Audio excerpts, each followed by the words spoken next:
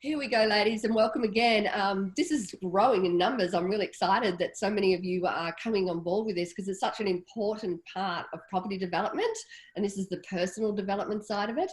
One of the things that I know that will assist is today's topic, which is actually dealing with difficult people or difficult personalities. We're layering that on top of all the other information that Rebecca has shared with us, which is, started out an introduction, but then into the disc profiling. And if anyone hasn't done that yet, I think it's still available, isn't it, Rebecca, for anyone that would like to do their own disc profiling. The report comes to you. We don't see it. Rebecca does, because she acts as the coach and the insight into any of that, and can take it further for anyone. And I know a few of you ladies have taken up the opportunity to actually go further. So that's exciting too, because that was just a high level disc profile, and you can actually dive in a lot further and find out a lot more about what triggers you, what excites you, where your values are stacked, the driving characteristics too that you have, and also identifies where there's some gaps, because those gaps are what we look to fill in a team when we're developing our team. And that's certainly traits that I've looked for in the quality people that I put around me.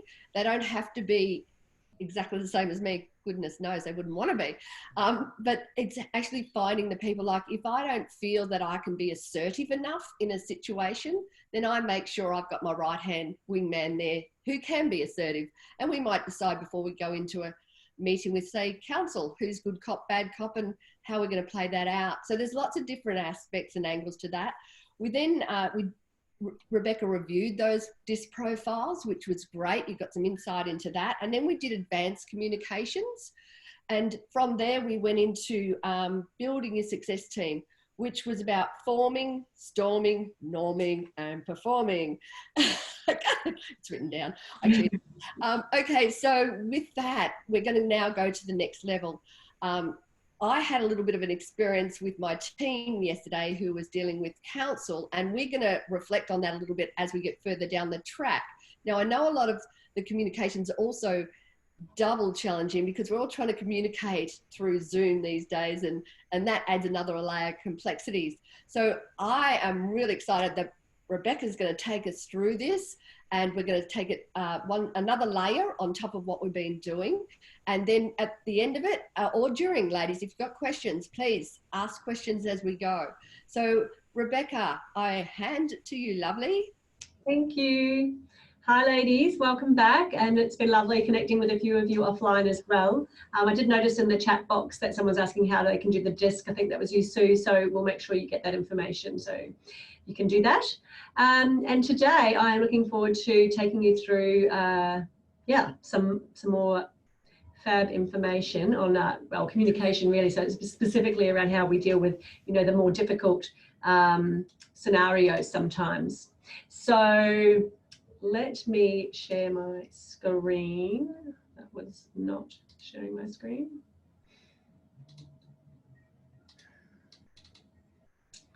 All right. Okay, so I've highlighted managing here because, in the scenario that we are talking about is about the role that you play. And for those of you that were on last week, or actually the week before, when we talked about communication, and one of the things we covered, those advanced communication skills, was that, the parent, adult, child ego. So it really, what comes out of that is that we need to be prepared to actually manage a situation, not just be reactive to a situation. So I want us to keep that in mind today as we're chatting through. So I'm going to take you through a bit of an overview, as I usually do. I'm honing on a few specific styles of when things can be difficult, and then absolutely open up to questions. So either save them or pop them in the chat box along the way, and we'll go from there. So just as a heads up, and we'll come back to these at the end, here's my top tips for managing difficult people. Being curious, and that was a word that came up, I know, Lorna, in one of our previous sessions. So being curious, observing what the difficulty is, and you'll notice a theme here, then identifying, and you've got some of these tools now to be able to identify things like their behaviour style, their communication ego style, using the things that we've been talking about, because if you can be curious enough to observe and identify those, you're going to be well ahead of the game.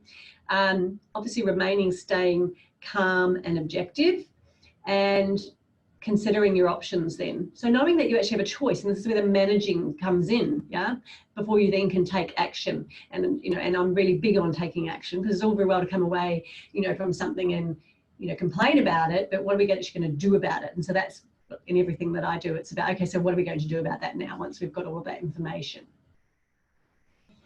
So I'm going to take you through a few kind of key ones that tend to come up quite often around difficult people. And, you know, there's more than this, so you'll be able to kind of relate to a few of them, I'm sure. So the stubborn one, you know, these guys are stuck in, guys and gals can be stuck on their position. They're unable or unwilling to see other points of view.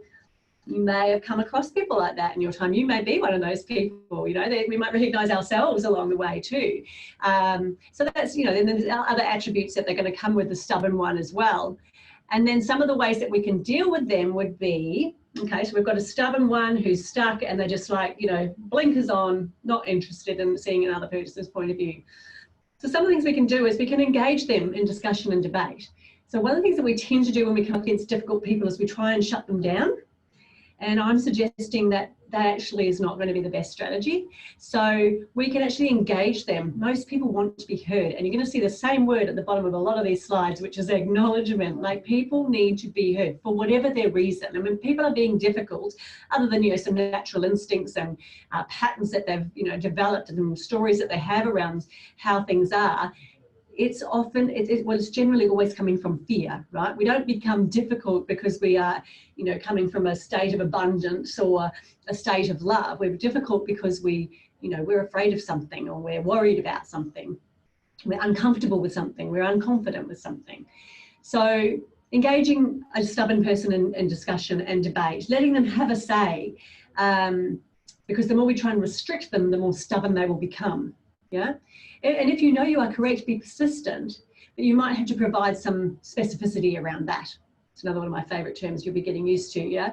The more generalized we are, the more we can be sort of, you know, disregarded. So when we come into specificity and logic, okay, now thinking parent, adult, child, so going back to adult. Yeah. So a stubborn one, there's a couple of extra things. They can often come across as the controlling parent, if we're thinking back to that, and they will have sort of often C traits. It's like, no, it's detail or nothing, or there'll be D traits in there too, if we're talking about the disc now, okay? So just thinking back to that decisive or demanding or high D or C traits around, yep, no, I know all there is to know, I'm not interested in seeing anything else. I've done the, you know, I've done the information. And for those of you who've gone ahead and doing some more of that profiling around those values, they might be high theoreticals, high politicals, or high economics. So, you know, understanding that they're coming from somewhere. And so now you can see that as I'm imagining talking, you know, having the stubborn person, I'm being curious, I'm observing. So where are they coming from? Identifying what is it that is driving this position that they're taking. And then once I know that, I can go, okay, so they need to be heard. I need to acknowledge that what they do know, and then unwind it from there. And we can go into some specific scenarios around this as well. So that's a bit about the stubborn one. The quiet one, you know, we wouldn't think that this would be difficult, but have you been in a meeting or a negotiation or a, you know, an engagement where you can't get anything out of them, or they just seem disinterested? They have, yeah, might have an air of that they know everything, you know, that there's nothing more to be heard, and they're not going to give you any feedback, right? Or that may just be that they're nervous and shy, or they're over it, they're not interested. So that's, you know, the quiet one can come in a few different forms. Sometimes it's just quiet and, you know, obliging, and other times it's quiet and disinterested.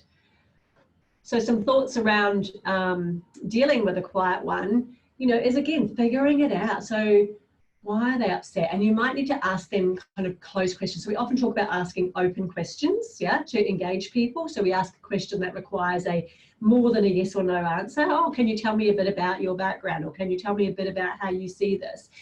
But sometimes it's really good to start with some easy answer questions. So they can just provide a yes or a no, or do you agree, or I don't agree. Yeah. And then giving them some feedback on anything that they do provide you as well. So, you know, just extracting. And again, acknowledging wherever possible. Key communication tool, acknowledging. Not because you agree, not because you want more of that, but just acknowledging what people are bringing to the table, because so often in our communications, we are not doing that. So often a quiet one will come from that adaptive child, you know, that they just choose to be like, oh, well, you know, what's the point of me saying anything? You know, it can come from all sorts of positions like that. So, and then often the S traits, it's like, you know, they don't feel like they should be heard or could be heard, or that anyone wants to hear them. So there can be all sorts of things at play. It's no one answer, you know. So I'm just admitting Bettina. So yeah, that's the quiet one. It can come from a few different angles, so it's not as straightforward, but these are the kinds of things that if you start with curiosity, you can unravel a little bit. Let's go. The Yakety Yak. I don't know if you know anyone like this who likes to talk about lots of stuff, can't stay on track, might be talking about other problems, maybe, you know, chasing squirrels as we call it, or bouncing from lily pad to lily pad, or just talking incessantly about something that, you know, I often say is like they use 100 words to say what could be said in 10. So it's a Yakety Yak, and that can be really disruptive to meetings where there's groups of you, or even if it's a one-on-one environment, it can be really frustrating, and hard to get the results that you're after as well. So being able to tie it back to what we're talking about, you know, is a real challenge. But I often use this example, and again, it comes back to acknowledgement. So if we just try and ignore what they're saying and move them, you know, there's no transition, okay? So sometimes with a Yakety Yak, I will use humor, okay? So you go, God, you tell such a good story, Steve. You tell such a good story. You have so many stories. So was that story about XYZ that we're talking about today? Yeah, so I've gone to logic, you know, I've gone, yay, acknowledgement. And then, so was there something about that you wanted to attach to this conversation today? Because then that just brings them back. They don't realize they're doing it. It's just in their nature. The Yakety Yak, it's partly in their nature, and it's because they might not be like to tie down. They might not want to be held accountable for something specific. They're very generalized, but that's a good way to tie it back to the issue at hand. So acknowledge first, God, you've got some great stories. That is such a good story. I'd love to hear the end of that story, but does that relate to what we're talking about today? And be genuinely curious, because maybe you just haven't made the connection yet. And I am definitely prone to that. I'm like, I can't see the connection, I wipe it off. So I've learned to ask, is there something I've missed there? Because I can't see how it's relevant. Lorna's smiling because she just knows that's who I am. So yes, tying back to so if you can't figure out the connection, ask how it relates. So there you go. I obviously wrote that down because it's true. And separating out the issues and addressing one thing at a time. So breaking things down. So they can often get really general and there's all this information. It's like, filter it, you know, down. Okay, all right. So what would be the key points around that? And again, and I'm referring to a call that I was on, where I was saying, even if I think I know the answer, I don't provide it. I don't always provide it. So if I think I know what the key points are out of that, that's one thing. But I'm much better off saying, so what do you think the most valuable points are out of that? Yeah. And then I can mix that with what I think is going on, and then we can have an actual, you know, positive outcome and get the most out of it. So with the Yakety Yak, it's like getting a big sieve and shaking it to get the gold out. All right. And being careful that we don't get too dismissive, as tempting as that is. Adaptive child, some I traits going on there. Yeah, always interesting to observe and go, oh, okay, definitely can see where that's coming from. Oh, the know-it-all. Have you ever met one? They may actually just be really interested in this topic. This may be their passion area, right? Or it may just be all that they know. It may be what they rest everything about themselves on. You know, they may be the genuine expert in this area, or they just might like to hear their own voice.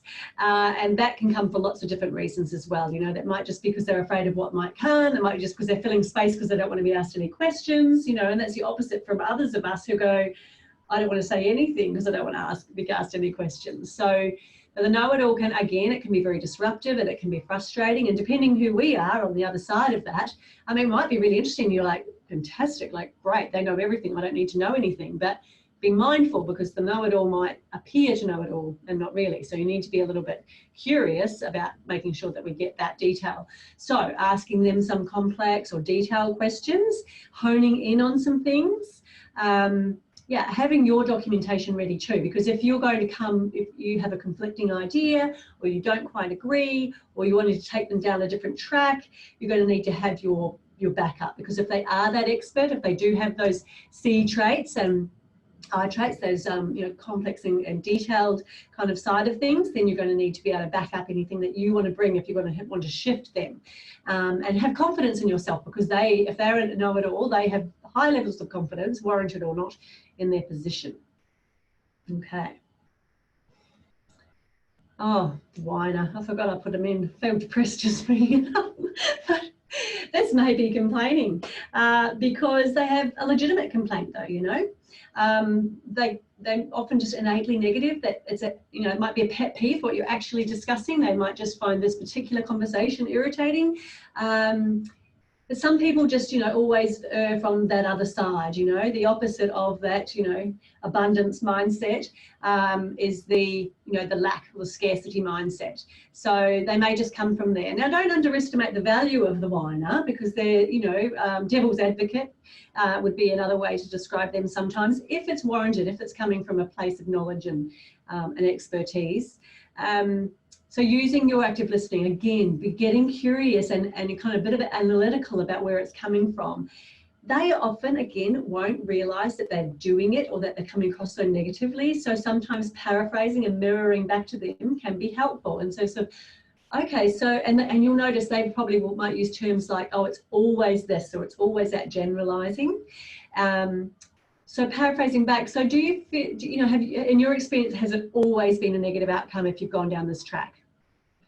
Have you ever had a situation where this has worked out well? So again, just coming back to logic, coming back to adult, you know, thinking about how you can clarify and quantify what's being said, and find out what it is that they want from the conversation. So if they're whining, it's they're not getting a need met. Okay, so if we can identify what that need is, well, the quickest way to find out is to ask them. They won't always know, but it certainly will help us get closer to the core of that. So helping identify what would work.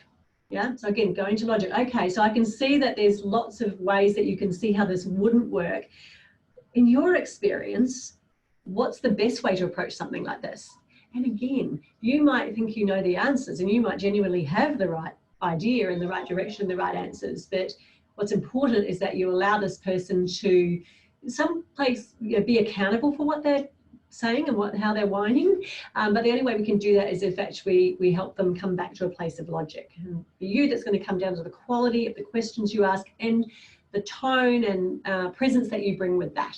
And that's why I stated at the beginning, it's about, you must stay calm and objective, because if they're in a position here and you take a position here, that's just how it is. So you need to be objective. You need to be the curious one. You need to be the person that's looking for the way in.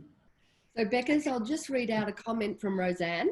I do find that with whiners, if you dig deep with them, that they often have some great ideas for a solution. Even if they don't have the whole solution, they normally have some great suggestions. Like you say, Beck, it always helps to get engaged and excited. Yeah, absolutely. And often with whiners, like, people disregard them very quickly, right? Because but it's a muscle that they've built, and they've just got really good at whining. So yeah, like I said at the beginning, don't disregard any of these up front, as easy as that might be. And there's sometimes we just want to do that. Yeah, it's important to just look that little bit deeper. So yeah, adaptive child is often how they'll be coming across. So it's important that you're aware of that and go, okay, so how do I bring them back in? All right. And encouraging them to come up with some solutions, because they, you know, they can be quite good at that. All right. Because just for those who have not seen you before, and you're giving reference to adaptive child and reference to adult, just quick overview of those terms and perhaps reference to, you know, where we did discuss that? Just a Yes, so very that quick. was 2 sessions ago in the advanced communication session, which I believe you can go back in and watch. And one of the areas we talked about was the states of ego that we come to communication with, and they sort of fall into the parent, adult and child. So in parent, we're either coming from a controlling or critical parent or a nurturing parent, and we tend to have our defaults around this.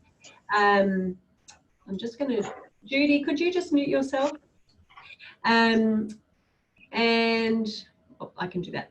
And then child is adaptive child, sort of fun, distracting, crazy, poor me, victim, or free child who's like, you know, distracted and over here and what's the fun of it. And you know, we can use that model to kind of identify where people are coming from, and then how to kind of bring them back to the middle, which is adult logic. And that's where we have our best, certainly our best professional conversations and communications. So just back into those steps at managing difficult behaviour. Now we've looked at a few of those. So you can see now how being curious is really important, so that then we can observe and go, oh, okay, isn't that interesting? Yeah, and then identify, use, I mean, you can use these tools obviously as you get to know them, but you've got innate skills and abilities to do this if you take the time and to go, okay, oh, I think, you know, perhaps they are this, or perhaps they are that. Just be curious, I wonder what they do know. I wonder what value they could add.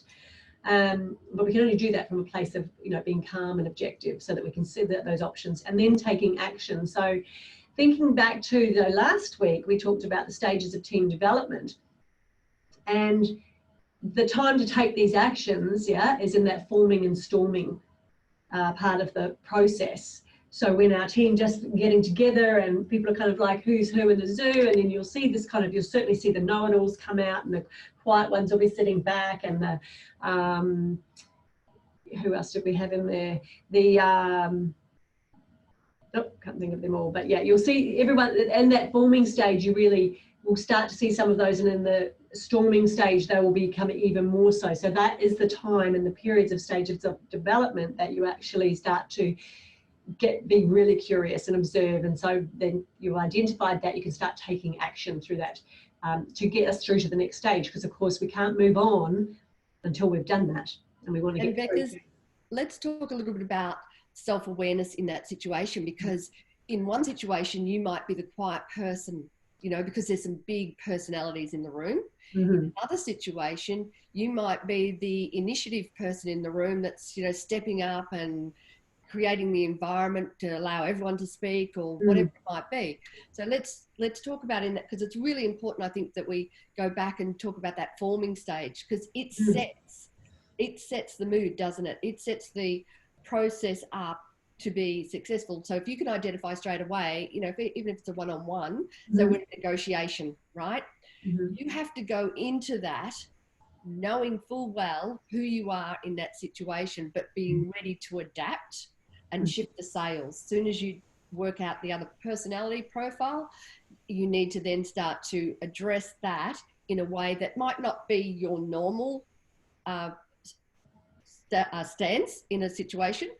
But as we said, you know, that victim, mother, or vice versa adjustment into that level, get it to adult conversation, I think is really important in that initial forming stage.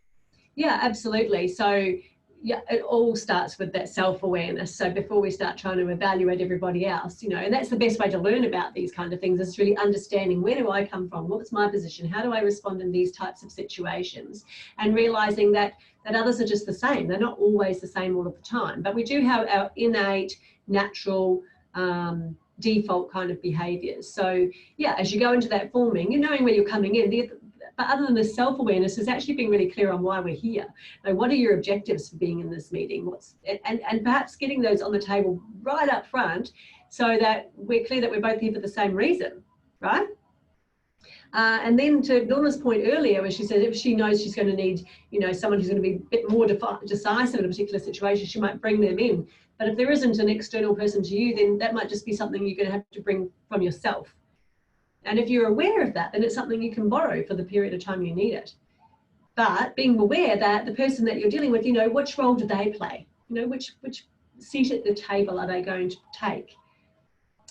So I think that in that forming stage, and remembering that you cannot skip a stage, right? You may take a couple of minutes versus a couple of months to be in there, but don't skip it. Realize, okay, we're in forming. Let's have this conversation. So where do you think would be a great place to get to today? What would you think would be a great outcome today? Just helping move it through to that, so you can get to sort of go, okay, so now we know why we're here. How should we go about it?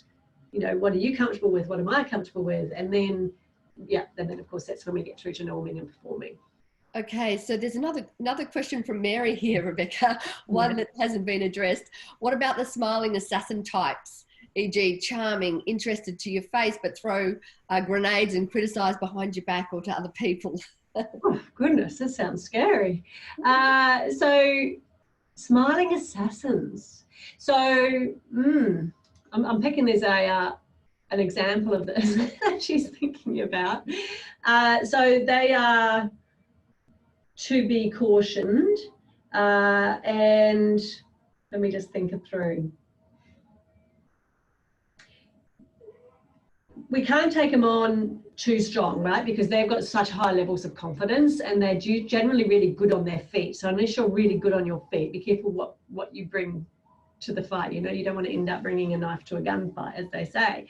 So what you can do is, I sound like very repetitive, always start with acknowledgement. So acknowledge their place in the room. They need to be heard, right? They're part of it is like they're trying to be seen. So if we stop someone who's trying to be seen from being seen, they're going to try even harder to be seen. All right. And so that is the difference between going, you're a pain and you're interrupting where I'm trying to go here, and blocking. But they're just going to like move you around and distract even further. So, okay, smiling assassin. You clearly got some thoughts on this. Did you want to give us an overview before we move on? Yeah. And so then they're kind of on the spot, and then they can go get it out and go, okay, awesome. So what would be, you know, a very specific thing that you could ask them? You know, can you say, what would you think, where do you think the first step is? All right. So this just helps people become immediately accountable and immediately responsible. But you need to be in a position of leadership to be able to do that.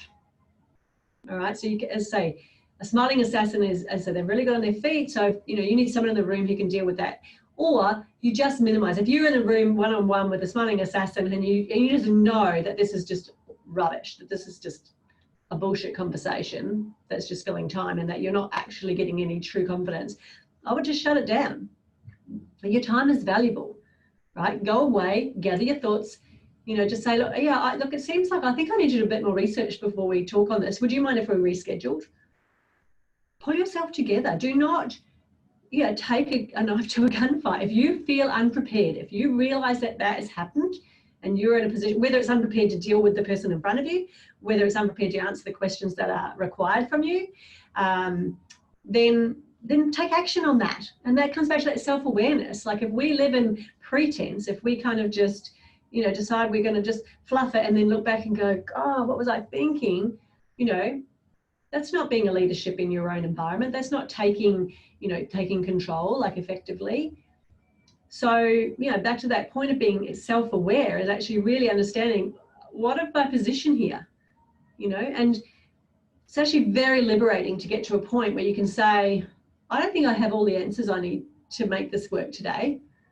I'd love to come back after I've done a little bit more work on that. Is that okay with you? There you go. Smiling assassin. That will send them reeling much quicker than if you try and take them on, you know, head on. All right, we've got some more chats there. I think we've covered the chats, Becca's. Just run through that last slide again, though, just so we can do a bit of a quick review, and then we'll use a bit of an example. Sure. So, yeah, so being that curious, observing, identifying, using your skills, understanding that you're here to be interested. So instead of just trying to react, think about how can I be aware? Yeah, what can I see from this? So that's my top kind of keys on that. But yeah, open to any questions, scenarios, examples. Okay, let's sort of run through one that I raised with you yesterday, and I guess this is where the difficulty of Zoom is also the other layer of implication at the moment. So our team were having a meeting with council. We have come to that meeting to discuss parking, and overall the concepts, all done as by the code, and we have not quite had tick off with it, but all of a sudden we're in a situation where our engineer, who's a traffic engineer, has done all this in hard work, built the report, submitted that report, and now on the other side of the table, we have two town planners, actually not a traffic engineer, speaking about what they feel would be a better outcome without any relation to the actual code or the requirements of the code or the hierarchy of decision making. So yeah, I'm going to open that up for you to have a bit of a chat about that one. Yeah, so it is interesting. So when we come to the table thinking about things, and then we've got people on the other side of the table who are feeling about things, that's the first thing that I heard, that it kind of came to mind when I was being curious about that story. I'm like, interesting. So are these decisions made on feel, or are they made on thinking? Which is it? And so I think the approach to take with them would be, if I was hearing that going, oh, yeah, look, we feel like it should be okay like this or like that. It's like, okay, awesome. That's acknowledgement. So can you step us through what's required to get this ticked off? What are the hoops we're going to need to jump through? What are your requirements? What are councils? And this is an interesting little flip. So we shift from talking about them, so as opposed to, well, what do you think about this, or what do you feel about this? Actually, we've realised at this point, and I'm imagining a little bit here, that we don't care what they think or feel. We actually just want to get our job done. So now I'm going to move it to talking about council. So this is moving from emotion to logic, okay? So whether we're a parent or child, now we're coming to logic. So, okay, Joe, so can you talk us through how council will process this decision? Who will it go through first? Who will it go through second? And so you shift the conversation to process and logic, so that shifts their thinking to that as well. Does that make sense? So that would be my first step. Yeah, okay. And that sounds wonderfully simple, but obviously you've got the dynamic, haven't you? So, and everyone listening, just don't take this on board as that was the only part of the conversation, but there was a lot to it. So the dynamics in the room, obviously, which is a Zoom room, is also complicated. So by that, we're not able to read bodies, we're not able to, engage eye to eye as much. And so in this environment that we're in now, we're finding ourselves in, whether it be, council, whether it be, talking with a team and bringing that team together, what are some tips that we could perhaps use to get more engaged? Awesome. So if there is a particular person that you're struggling to feel like is engaged, one of the things that you can do is say that we're in the room now and we've, if we haven't got everybody on view, but you can, I would say, if I felt that Lorna was just kind of, off track and wasn't really focused and wasn't really giving me everything, the attention, I would call her out and say, hey, Lorna. Yes. Oh, cool. Do you mind if I ask you a specific question? Sure. Cool. So I know that you've got lots of experience with X, and now I'm just talking to you and I'm looking directly into my camera. I'm not looking at your face on the screen, which is what I'm doing now. I'm looking directly in the camera and I'm just talking to you, Lorna. And first of all, I quickly acknowledged you, and then I'm asking you to respond on this particular question. Because it's really easy in these virtual environments for people to be distracted on their email, or they're looking at their phone, or they're looking at something else on their screen. So that would be that's one way to do it. And it's not with anything other than, goodwill, but, it is difficult for people to stay focused. So that's one way that you could do that. I don't know, have you got another example of what a tricky sort of version of that? No, but what I'd like to do next, I guess, is really come back to that self-awareness thing, because I think, and knowing your team and the roles that the teams play. So, preparing to go into a Zoom meeting, for example, we always have a briefing beforehand. So we know who's going to be, speaking about what part of needs to be discussed, Mm-hmm. and that's playing to their strengths. And then on the other side of it, you know, we've got someone covering any weaknesses. So we work these teams out. So let's just talk a little bit about going back to some of the work you've done before, in how that is in the modeling that you do, helping bring a team together that actually advantages. So say, for example, Gail was going to build a team. And in that, she starts with her DISC profile, and she starts to understand and go a few more levels down with that on herself. What would you suggest then for the rest of the team to make sure that they're the right fit? I think having conversations about fit is really valuable right from the get-go, and to let your team or potential team know that that's something that you value, that's how you work. So because that sets the foundation for the culture that you are creating. So being really upfront about it, because if we try and do that kind of behind the scenes, it doesn't work, you know. So I have developed the skill, and it's something I do in every part of my life really now, as you would know, Lorna. It's just to be really sort of upfront about things. So I was on a call this morning, and I actually wasn't quite prepared for the fact that it was me plus, you know, 4 people from another business. I just thought it was a bit of a networking thing, but it was actually pretty much them interviewing me. So it turned out. And they asked me something specific about, oh, so would you do this kind of thing with clients, and, you know, it's a potential referral partnership. And what they were asking me about was, you know, would I take people through understanding how to separate their personal finances from their business finances and business and everything. Now, of course, this is something that's innate and, you know, necessary in business. And all I could hear is, oh, they're going to bring me a whole lot of startups who don't know how to do a profit and loss. And that is not where I want to spend my time.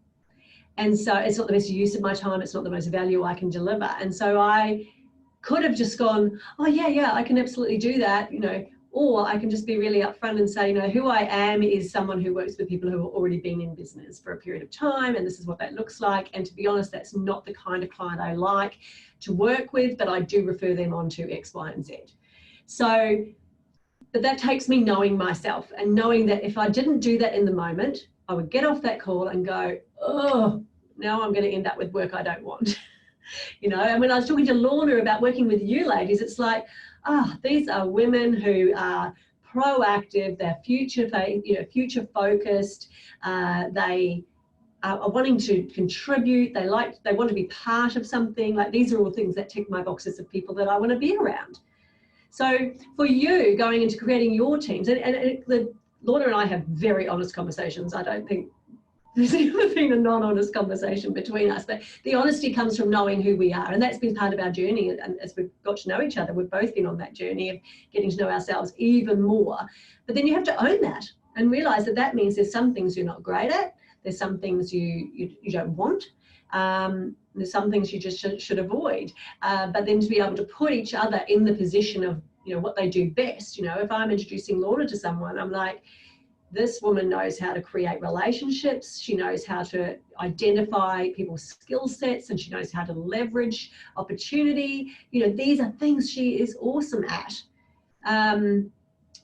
If someone's looking for someone who could, you know, I don't know, do something droll that is repetitive over and over again for the next 3 months with them, I'm not going to send them Lorna, right? Thank goodness for that. So with your team, it's kind of the same. And so I would have those conversations very upfront. So look, I'm excited to talk to you about, you know, working on this project together. Like you've got experience in all sorts of areas as well. It's so important that we get a really good fit. And that's what this is about, for us to get to know each other. And some of the ways that I do that are, and then start sharing about what you know about yourself. The areas I feel most confident in, where I add most value, are this. I love to communicate in a way that is this. Tell me about you. I would love to, but you know what we're going to do? It's not about me. Okay, what I would like to do is, Bernadette, if we can get you to turn your mic on, because what I'd love you to do is share what you took away last week. And I think it was last week or the week before, and you went and spoke to your agent, and you had to bring it to adult, I think was the situation. Do you want to tell us a little bit about that? Can you turn your mic? There you are, you're on. Go ahead. I'm just trying to remember now, Lorna. It wasn't a...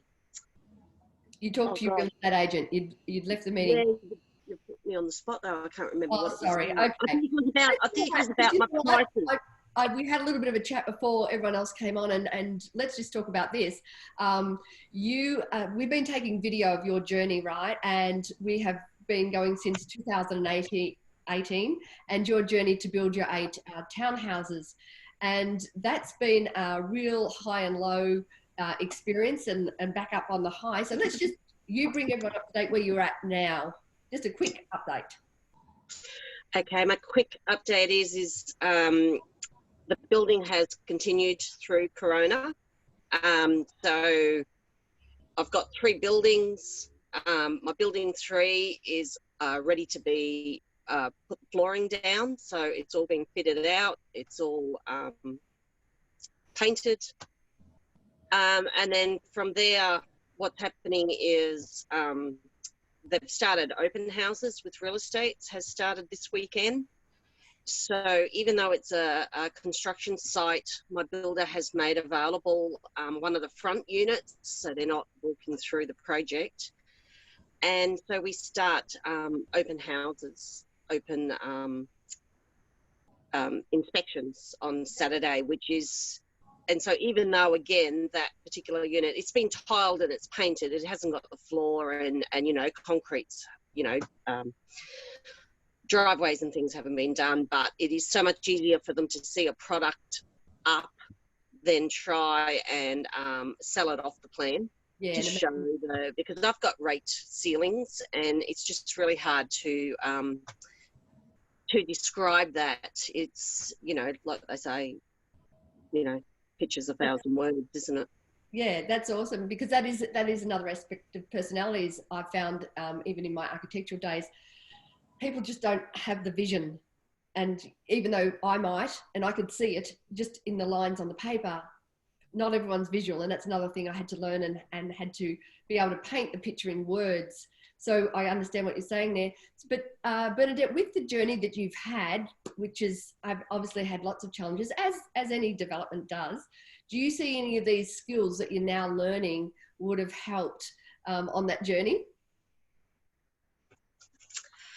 Yeah, I guess my biggest question has always been, and I asked it last week as well, I started with a guy that ran by the seat of his pants. It was, you know, because Rebecca knows my profile now, and so I'm all about rules and dotting the dots and crossing the T's. But this particular guy was, let's not worry about that till we get pulled up on it. And I guess that's what my question last week was. Are there just some personalities, like I know in a team you need all different types, but are there types that you just won't be able to work with because they're just poles away from where, from where you are? Great question, Bernadette. Let's click you off now, and we'll let Rebecca answer that one before we close out. Thanks, Bernadette. Yeah, cool. So yeah, I'd love to hear a bit more about that too, Bernadette, in terms of if you reflect now, can you see where the forming, storming, norming, performing kind of took place as well? And to your answer, yes, I think there are certain people that you don't want to work with.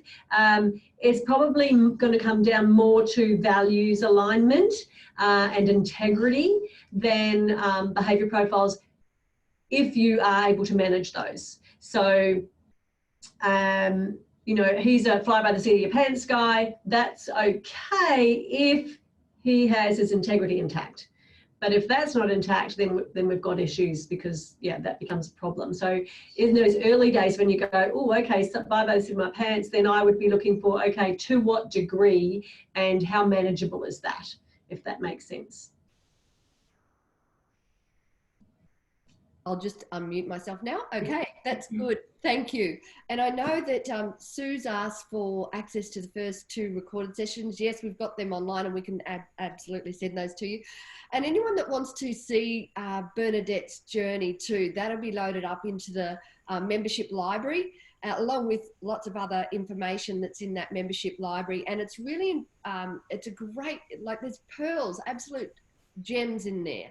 that can help you get an insight into what it's like to be, particularly in Bernadette's case, a sole operator, a woman in a man's world, and having to deal with these types of things all the time. And, you know, we as women too, we tend to take more of an emotional ride in that journey. That's not quite water off a duck's back like some men seem to be able to do. So I think that's also where our support group and helping each other and being able to talk to each other through all these examples is a great thing. And Rebecca, I really honour you for coming and sharing your time with the ladies, because if they can get this personality and people skills down, that's going to help them so much on that journey, particularly when we're in a male orientated field. And I think that what you bring to it in awareness, which is really, how do we stand before we even enter the field? How do we stand before we step over that white line is really, really important. I know it's something that you and I work hard on all the time in ourselves, and I'll never stop. And I don't think you will either, because it's a wonderful journey. And it's a combination of art and science. Yeah, like there's the science, there's the theory that we're talking about, and then there's the art of doing it. So there's no one way. We're not good at it or bad at it. It's a journey, as you point out, Lorna, and every new situation brings a new variation to that. Fantastic. So ladies, we're going to close out here, but I'm a little bit excited about next week.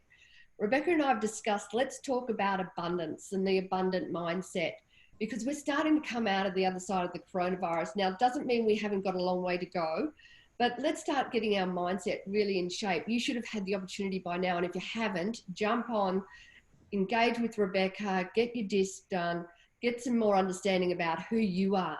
And then we can start to layer that again on, you know, getting that right abundant mindset. Because I think one of the biggest things that came out, and I heard this a lot in talking to a lot of you, is that I just need to be around like-minded people.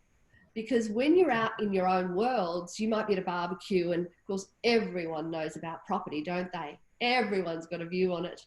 Or why are you doing this? Like, you're crazy. And I don't know how many times I've been told by men, you've got balls, you know? Well, I haven't. I've checked, but I have got faith. I have got faith, and I have put an awesome team around me, and I am so grateful for the people around me. So that's what we're going to be talking about next week, the abundant mindset. And Rebecca, again, thank you so much.